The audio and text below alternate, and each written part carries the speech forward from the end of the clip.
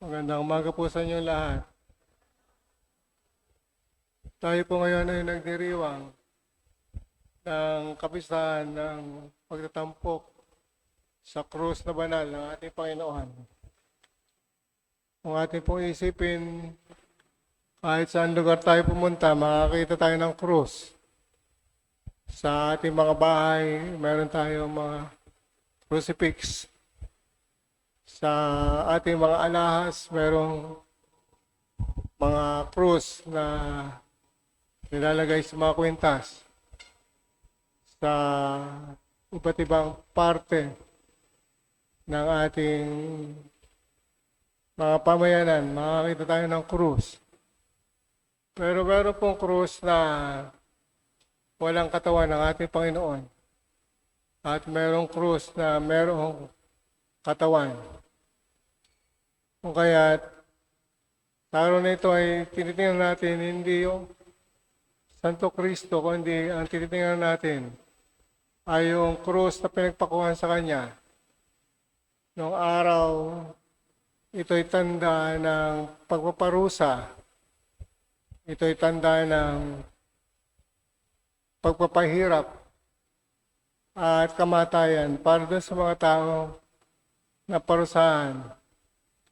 Kaya po yung mga Romano, ang kanilang pagpaparusa ay nilalagay sa tabi ng daan ang bawat krus at doon nilalagay yung kanilang mga pinarurusahan na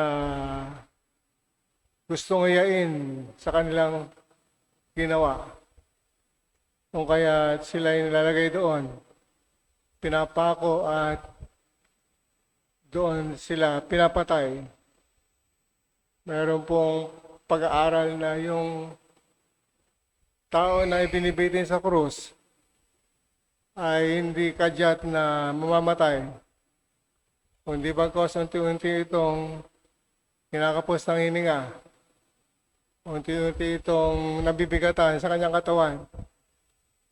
At unti-unti itong nauubusan ng dugo dahil sa kanyang sugat sa paanan at sa kamay dahil sa pako ng krus.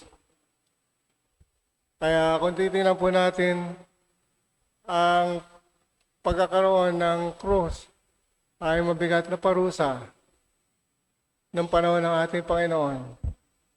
Ngunit matapos na siya ay itanghal sa krus doon sa bundok ng Kalbaryo, sa Golgota, ang ating Panginoon ay binago ang imahe ng krus. Hindi na ito tanda ng parusa, kundi bagos ito'y tanda ng kaligtasan.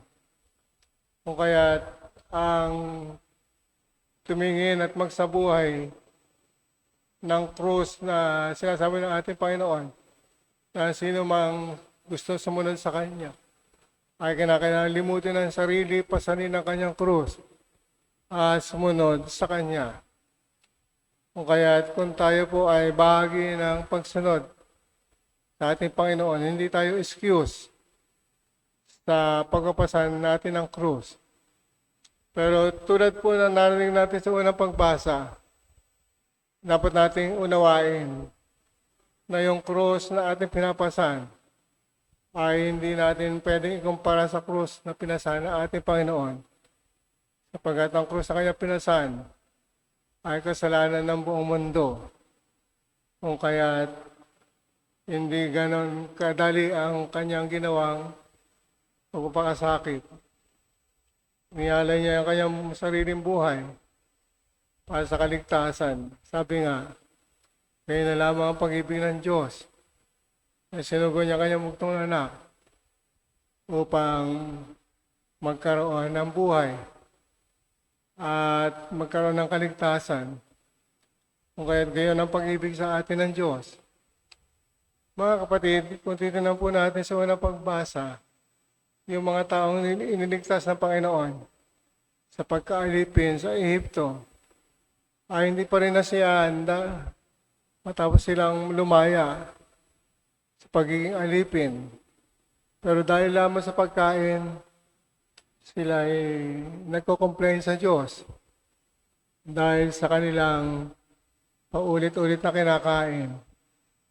Pero dito po natin makikita na ang Panginoon, ang Diyos ay maaari din magalit sa mga taong walang kasiyahan, sa mga taong hindi mahusto sa kanilang mga kagustuhan. Kung kaya nagpadala ang Panginoon ng mga ahas upang tuklawin yung mga Israelita. Pero dito po naawa at sinabi ni Moises sa Diyos na patawarin na yung mga tao. At matapos silang tumingin doon sa tansong krus na ginawa ni Moises, ang lahat ng hanggat ng ahas ay nabubuhay at nakakaiwas sa kamatayan. Mga kapatid, sa krus ng ating Panginoon, huwag natin po kalilimutan na yung dalawang kahoy na ito ay sumisimbolo sa ugnayan natin sa Diyos at ugnayan ng Diyos sa atin.